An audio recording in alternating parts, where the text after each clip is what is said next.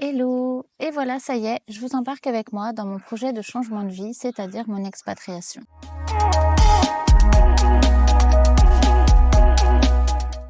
Et comme vous pouvez le voir sur le nom de la playlist, j'ai choisi Valencia en Espagne pour mon projet personnel d'expatriation. Ici, je ne vais pas forcément vous partager des conseils, mais vraiment ma propre réflexion à moi, mes critères, mon ressenti et toutes les raisons rationnelles et intuitives qui m'ont amené à faire ce choix.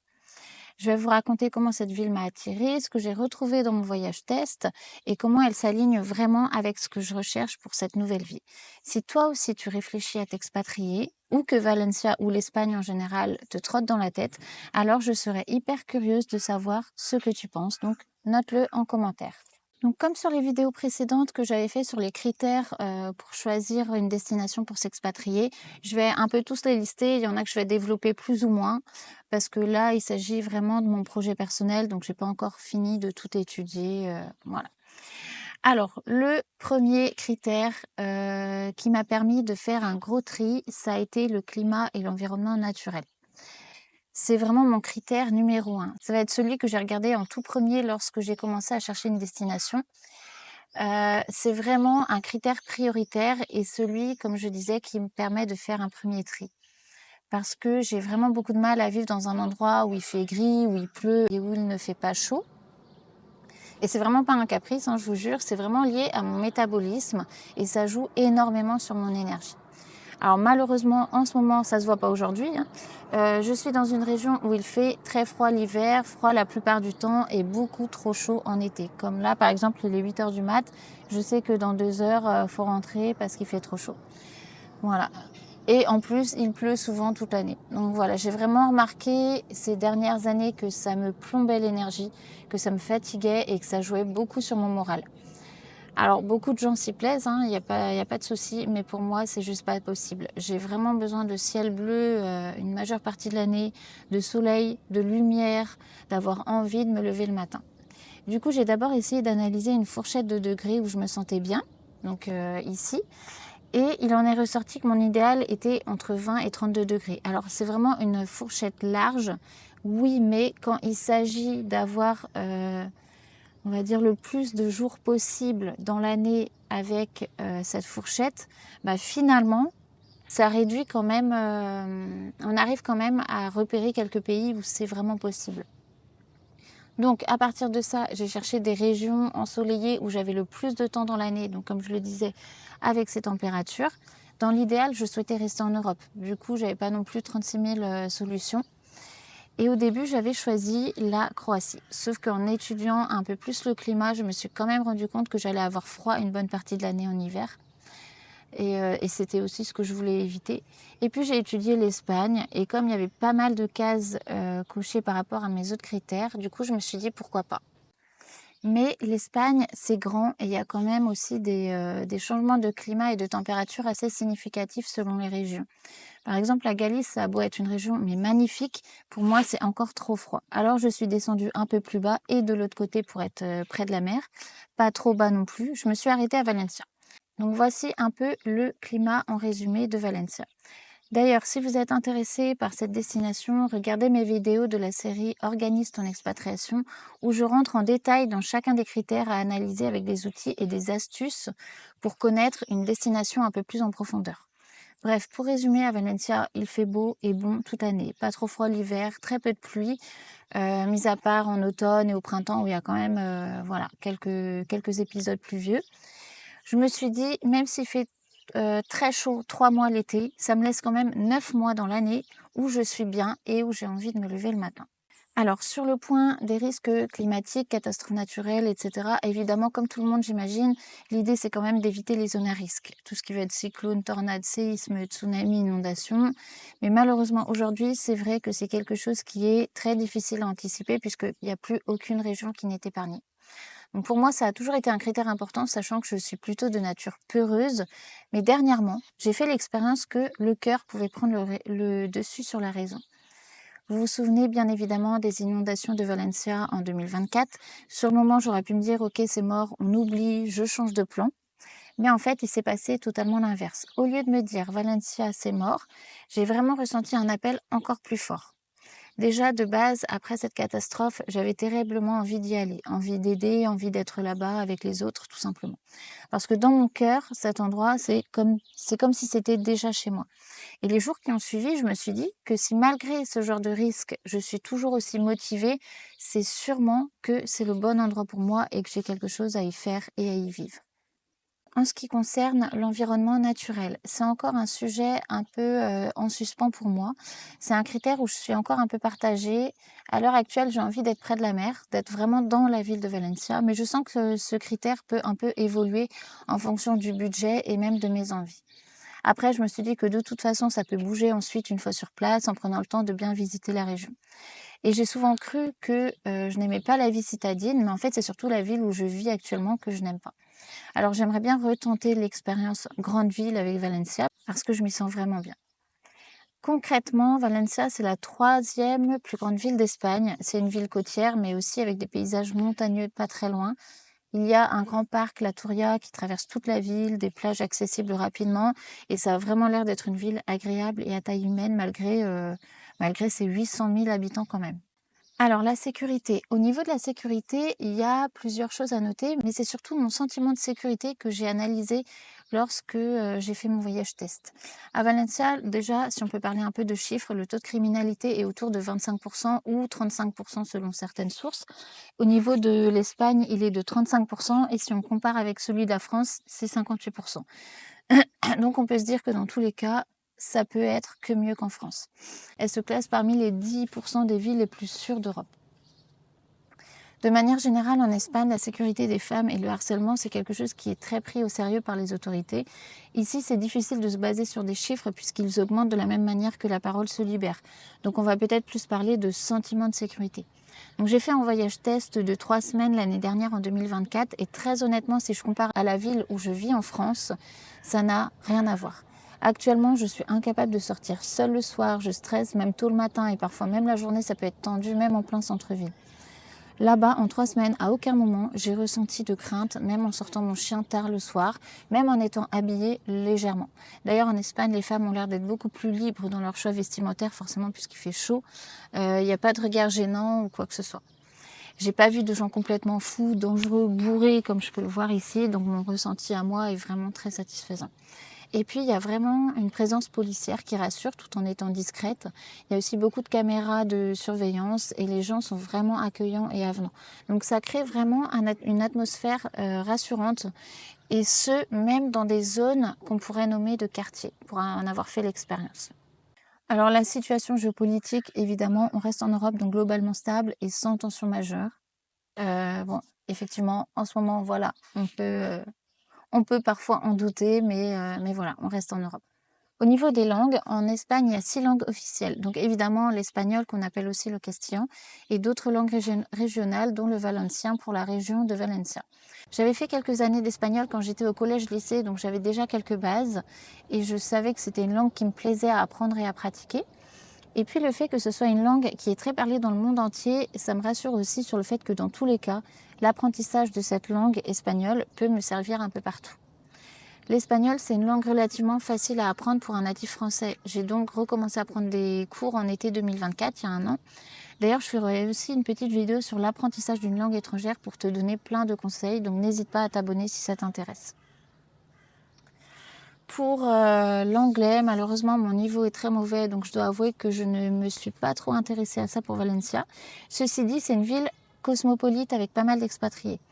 Il y aurait environ 20% d'étrangers, soit 165 000 résidents recensés, ce qui fait quand même pas mal. Seulement 40 000 viennent de l'Union européenne, dont majoritairement des Italiens, et seulement 4 000 Français. Ceci dit, avec 4 000 Français, je suis quand même censée pouvoir rencontrer des membres de la communauté française quand j'en aurai besoin. Et parmi les résidents non européens, il y a beaucoup de latino-américains, donc en apprenant l'espagnol, je devrais aussi réussir à communiquer avec les Espagnols et la majorité des expatriés. Pour la langue régionale de Valencia, je me dis qu'une fois là-bas, si je décide de rester y vivre, j'apprendrai quelques bases, mais c'est vraiment secondaire, je ne me mets pas la pression du tout. Au niveau de la fiscalité et de l'investissement, alors je ne vais pas m'attarder sur ce critère car ce n'est pas du tout un critère déterminant pour moi. Et du coup, j'ai pas encore terminé toutes les recherches à ce sujet pour l'Espagne et plus particulièrement pour la communauté valencienne. Parce qu'il faut savoir qu'en Espagne, les 17 communautés qui composent le pays ont parfois leurs propres règles et lois. Comme je vous le disais dans une vidéo précédente, même s'il y a des critères qui ne sont pas déterminants pour vous, il faudra quand même à un moment donné vous renseigner afin que vous ayez toutes les cartes en main pour bien organiser votre expatriation. De mon côté, si je prévois de partir l'année prochaine, c'est forcément un sujet qu'il va falloir que je creuse, notamment pour les impôts, la résidence fiscale, etc. Alors, la mentalité et la société. Ce critère, tu ne peux pas le mesurer avec des chiffres, donc il va vraiment falloir te fier aux articles et aux témoignages que tu trouveras sur le net. Ou avec un peu de chance, des connaissances et ou des réseaux communautaires qui sont présents là où tu vis actuellement. Moi, j'ai décidé de rester dans un pays européen limitrophe à la France, donc je ne devrais pas avoir un gros choc de dépaysement. Avec les témoignages que j'ai trouvés sur Valencia, les retours sont hyper positifs dans le sens où les gens sont vraiment accueillants, accessibles, où il fait bon vivre, où il n'y a pas de jugement. Et c'est aussi ce que j'ai pu ressentir lors de mon voyage test. Bon, à ce moment-là, il y avait la barrière de la langue, mais je pense qu'une fois là-bas, quand tu y vis et dès que tu fais vraiment l'effort de t'intégrer en parlant espagnol, c'est aussi beaucoup plus simple. Et puis, il faut le dire, Valencia, c'est une ville où il y a déjà une grosse communauté d'expatriés. Donc, tu peux rencontrer des gens qui vivent la même chose que toi, qui sont passés par les mêmes étapes et en même temps, tu as la possibilité de t'intégrer à la culture locale si tu en as envie. Et puis, faut que je le dise, j'aime les Espagnols. Je saurais pas trop l'expliquer, mais je me sens proche d'eux et j'ai envie de vivre avec eux tout simplement, de parler espagnol tous les jours. Bref, vraiment de devenir espagnol. Bon, ça vous devrez certainement le savoir, le rythme n'est pas le même par rapport aux heures de repas, la fameuse sieste l'après-midi, etc. Mais bon, dans une grande ville comme Valencia, ce temps de sieste n'est pas forcément très marqué. Et c'est vrai que la vie est un peu en décalé dans le sens où les matins tôt, c'est beaucoup plus tranquille, on mange en début d'après-midi et le soir, c'est plus festif, on se couche plus tard. Alors par rapport aux heures de repas, nous, moi et ma famille, c'est un rythme qui nous convient très bien parce qu'on l'a déjà parfois ici en France. Au niveau des démarches et du statut administratif, ici c'est pareil, je me suis pas trop attardée car heureusement je sais que c'est possible pour des Français d'aller vivre en Espagne, donc ça n'a pas été déterminant pour le choix de la destination, mais je sais qu'il faudra que je me renseigne bien pour préparer mon départ, car apparemment ça peut parfois être le parcours du combattant avec la paperasse espagnole. Et je vous ferai aussi d'ailleurs une vidéo pour vous embarquer avec moi dans toutes ces démarches. La culture, les traditions, la religion. Alors à Valencia et comme dans le reste de l'Espagne d'ailleurs, tu sens que la dimension festive et culturelle est très forte. Les familles, les voisins, les gens de la rue, ils ont vraiment cette façon de vivre ensemble et de partager. Par exemple, il y a les Fallas en mars, la Tomatina en août pour Buñol, je parle pour la communauté valencienne, hein. La feria de Julio, donc de juillet, dans toute la ville, où toute la ville est en musique, ou encore San Juan sur la plage. C'est des traditions qui s'invitent dans la ville, dans les rues et du coup dans ta vie. Question religion, la Espagne et Valencia restent majoritairement catholiques, mais c'est plutôt culturel. Les fêtes comme Semana Santa ou Corpus Christi sont importantes, mais elles sont plus des témoins de tradition que des règles à suivre. Pour moi, Valencia, c'est vraiment le bon équilibre entre une identité, des racines et en même temps une ouverture sur le monde. Et j'ai vraiment hâte de découvrir sur place toutes les fêtes et les coutumes. Le coût de la vie. Alors malheureusement pour moi, il y a quelques années, Valencia était encore une ville ultra accessible financièrement. Mais ces dernières années, les prix ont énormément augmenté car c'est aussi une ville qui se développe très vite et qui attire de plus en plus de monde. Et donc forcément, la demande est supérieure à l'offre.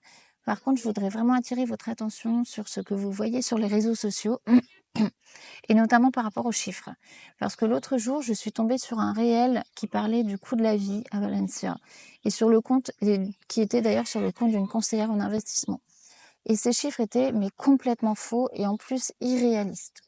J'avais l'impression que le réel, il avait été fait par l'IA, mais avec un prompt mal fait. Donc vraiment, par rapport aux chiffres, faites des recherches approfondies et allez sur des sites professionnels et pas sur les réseaux sociaux de soi-disant conseillers. Vous pouvez bien sûr faire appel à des conseillers, mais attention aux arnaques et renseignez-vous bien sur la fiabilité de ces professionnels. Parce que du coup, ça peut induire en erreur toutes vos recherches. Voilà. Et du coup, votre destination pour votre expatriation.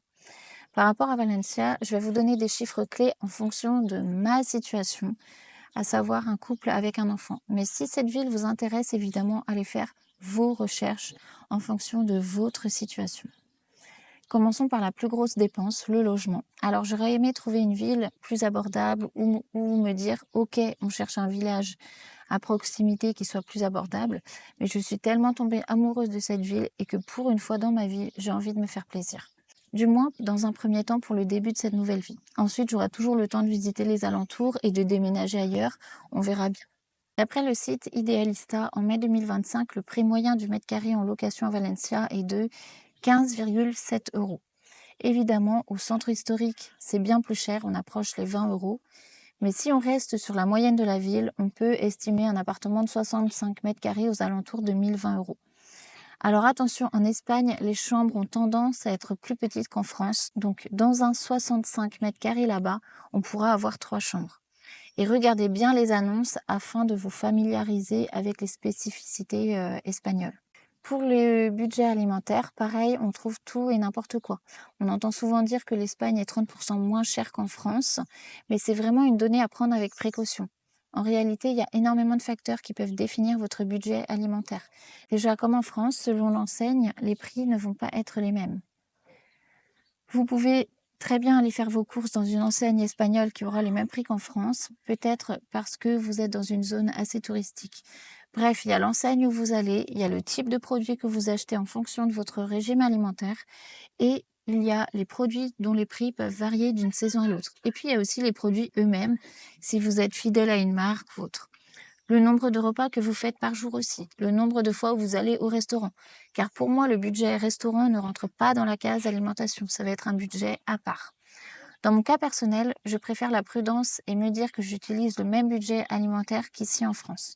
Par contre, je sais déjà qu'il faudra que je prévoie un budget restaurant plus important qu'en France, puisqu'on sera forcément amené à manger plus souvent à l'extérieur. Bref, revenons à l'alimentaire. Lors de mon voyage test en faisant les courses dans un Lidl, lorsque je regardais les prix par produit, je ne voyais pas forcément une différence avec la France.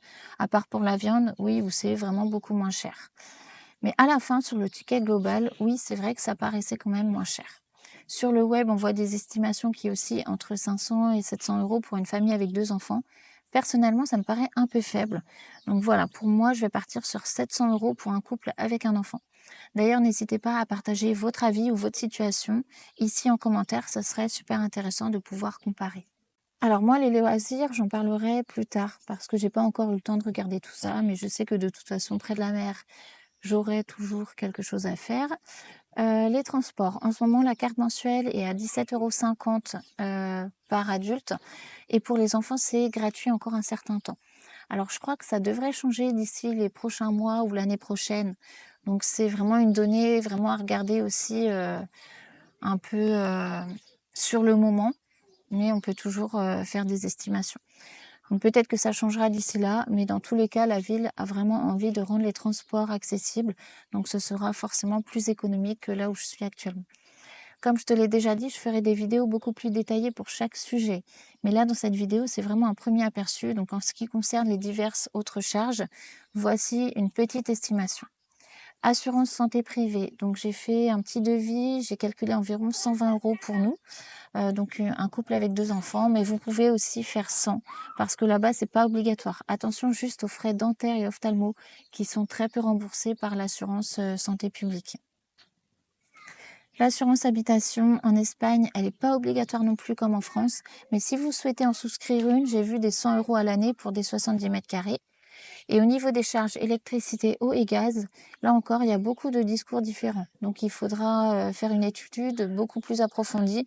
Mais d'après ce que j'ai pu voir, je peux projeter un budget d'environ 150 € par mois. Les télécommunications, donc les forfaits mobiles et Internet, sont a priori plus chers en Espagne. Je vais donc augmenter mon budget par rapport à la France. Ici, nous, on est à 37 € pour Internet et les forfaits mobiles. Donc là-bas, je vais me donner 50 €. Évidemment, il y a plusieurs autres dépenses, pas forcément mensuelles, mais annuelles, qu'on verra un peu plus en détail dans les vidéos consacrées au budget seulement. Déjà là, on est à 2100 €. Donc personnellement, je pense qu'il faut vraiment prévoir 3000 € pour un couple avec un enfant, en tout cas pour le nôtre. Pas pour notre enfant, pour notre couple, je voulais dire, désirant louer un appartement de taille moyenne dans la ville sans être au centre. Sachant que le loyer est la plus grosse dépense, si on n'a pas tout de suite 3000 € par mois en partant, faudra peut-être envisager de s'éloigner un petit peu de la ville. Alors au niveau du travail et des opportunités professionnelles, moi qui suis salariée et entrepreneur, pour partir le plus sereinement possible, je préférerais partir en étant salariée. J'ai donc défini 3 plans, le plan A, le plan B et le plan C. Le plan A étant le meilleur, le plus sécuritaire à mon sens. Mon plan A, c'est de trouver un job en télétravail, que ce soit pour une entreprise française ou espagnole, peu importe. Mais cela me permet de pouvoir m'organiser comme je le veux pour le départ en Espagne. Et surtout, cela me permet aussi de pouvoir bouger si besoin ensuite, après avoir déménagé en Espagne. Si par exemple, on décide de changer de ville, bah, ça permettra de ne pas avoir tout à recommencer. L'avantage, c'est aussi que ce sera plus simple de pouvoir louer un appartement avec un job en poche depuis quelques mois déjà. Mais je sais que c'est pas toujours simple, alors voici le plan B. Mon plan B, c'est de trouver un boulot pour une boîte qui recrute des Français à Valencia, car oui, il y en a. Et même si ce ne sont pas toujours des boulots ultra intéressants, je suis prête à commencer par ça dans un premier temps. Et le plan C, eh bien, ce sera de chercher un petit boulot pour commencer avec mon espagnol basique. Ce sera aussi une belle opportunité de m'intégrer et de bien apprendre la langue. Donc ça peut aussi être sympa pour commencer. Et pour tout ça, j'ai déjà commencé à regarder les offres et à me faire une liste de contacts que j'enrichis au fur et à mesure. Ça me permettra, le moment venu, de pouvoir postuler efficacement et plus rapidement. Pour ce sujet aussi, partage-nous ton expérience en commentaire sur la manière dont tu as réussi à trouver un travail avant ou une fois sur place, peu importe. Le logement et le cadre de vie. Comme je vous le disais précédemment, la ville de Valencia a tellement de succès ces dernières années qu'il y a eu une sorte de crise du logement.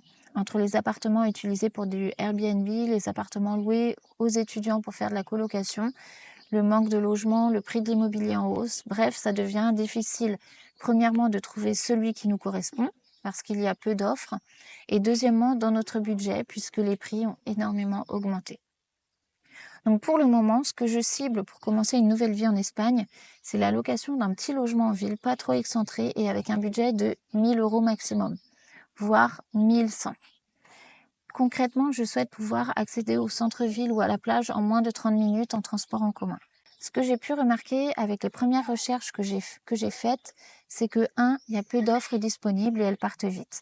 2, les logements sont très vieillissants et très peu modernes, donc il y aura peut-être quelques petits travaux à prévoir. 3, pas mal sont déjà équipés, déjà meublés. 4, il y a très peu d'offres en longue durée. Beaucoup se louent seulement de septembre à juin.